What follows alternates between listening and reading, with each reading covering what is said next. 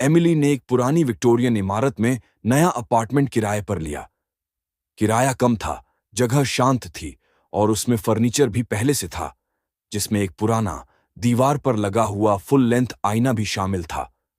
पहली रात एमिली ने कुछ अजीब महसूस किया। जब वो आईने में देखती, उसका प्रतिबिंब बिल्कुल उसकी नकल नहीं करता। जब वो सिर घुमाती, तो आईने वाली एमिली एक सेकंड बाद हिलती। उसने सोचा शायद थकावट है। तीसरी रात को प्रतिबिंब अपने आप मुस्कुराने लगा। एमिली चुपचाप खड़ी रहती, लेकिन आईने वाली एमिली डरावनी, चौड़ी मुस्कान के साथ घूरती।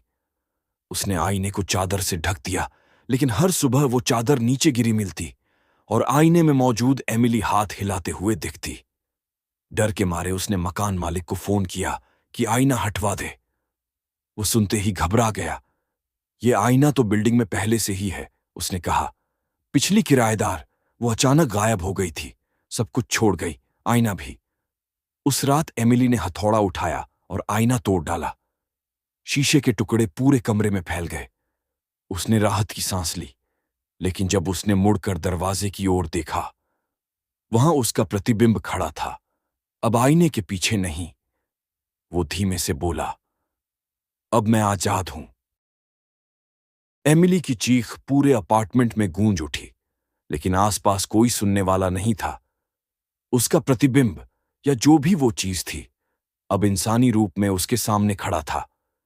उसकी आंखें बिल्कुल काली थीं, पुतलियां और नदारद। उसका चेहरा वैसा ही था जैसे एमिली का, लेकिन जैसे किसी गुड़िया की शक्ल को खींचकर डरावना बना दिया गया हो। तुम कौन हो? एमिली कांपती आवाज में बोली।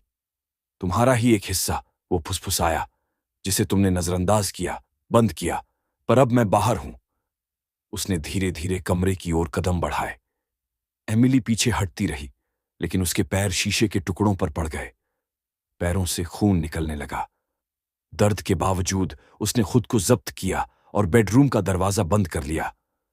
तुम मुझसे बच नहीं सकती, वो दरवाजे के उस पार बोला।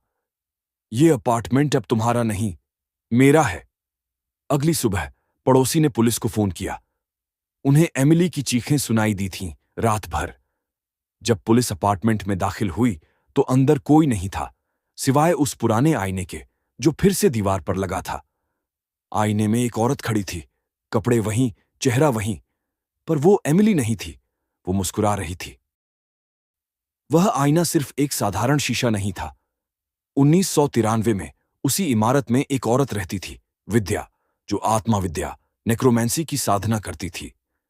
लोगों का कहना था कि वो आत्माओं से बात करती थी और कई बार उन्हें बुलाकर काबू में भी कर लेती थी।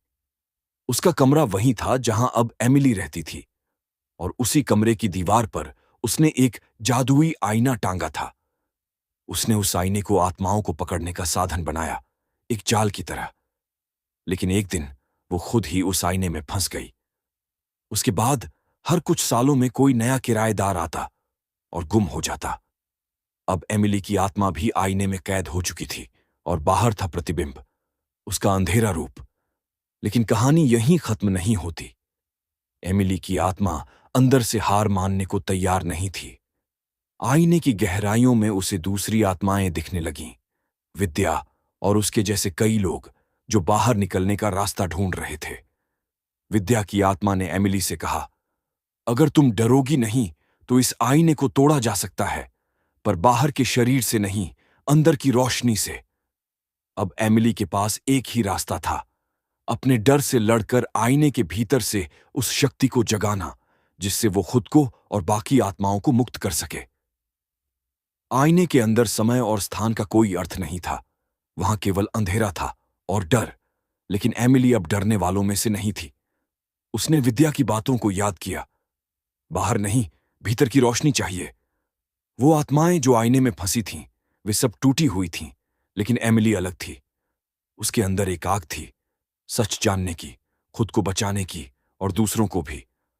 वो अपने अतीत में गई, अपनी सबसे गहरी यादों में, मां की गोद, बचपन की हंसी और वह प्यार जिसे उसने कभी खोया नहीं था। इन सब भावनाओं ने उसके चारों ओर एक उजाला पैदा किया। आईने की दुनिया कांप उठी। अंधेरे में एक चीख गूंजी, प्रतिबिंब की। तू मुझसे अलग नहीं है, वो चिल्लाया। एमिली ने कहा, नहीं, मैं वो हूं जो तुम कभी नहीं बन पाए। उसने अपनी हथेली उठाई और भीतर की रोशनी को अपने पूरे वजूद में फैलने दिया। अचानक आईने की सतह में दरारें पड़ने लगीं, चीखें तेज हो गईं। कैद आत्माएं अब रोशनी की ओर खींचने लगीं। अब सब खत्म होगा, एमिली बुदबुदाई। एक जोरदार धमाके के साथ आईना टूट गया। बाहर अपार्टमेंट में पुलिस और पड़ोसी भागते हुए कमरे में आए। बड़ा आईना गायब था। दीवार पर सिर्फ राख और जलने के निशान थे। लेकिन कोने में बैठी एक लड़की धीरे धीरे उठी। एमिली। उसकी आंखों में डर नहीं, एक चमक थी। वो बच गई थी और अब वह अकेली नहीं थी। उसके साथ उन सभी की रूहें भी आजाद हो चुकी थीं, जिन्हें कभी आईने ने कैद किया था।